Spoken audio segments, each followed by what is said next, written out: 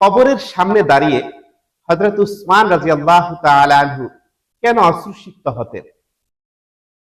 হযরত উসমান রাদিয়াল্লাহু তাআলা আনহু যখন কোনো কবরের পাশে দাঁড়াতেন, তখন তিনি এতটাই আবেগ আপ্লুত হয়ে পড়তেন যে তার দাড়ি অশ্রুতে ভিজে যেত।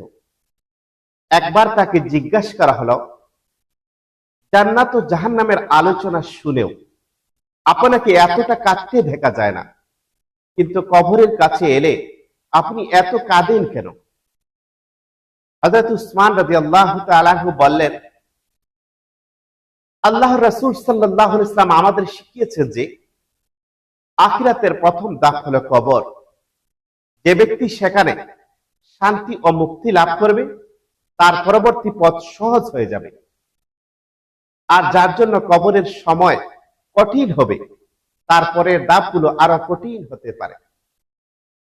হযরত উসমান রাদিয়াল্লাহু তাআলা আনহু আরো বর্ণনা করে নবী সাল্লাল্লাহু আলাইহি ওয়াসাল্লাম বলেছেন, মানুষ যে দৃশ্যগুলো দেখে তার মধ্যে কবরের অবস্থা অত্যন্ত ভয়াবহ ও গুরুত্বপূর্ণ। আল্লাহ তাআলা আমাদের সবাইকে কবরের জীবন সহজ করে দিন এবং ক্ষমা করে দিন।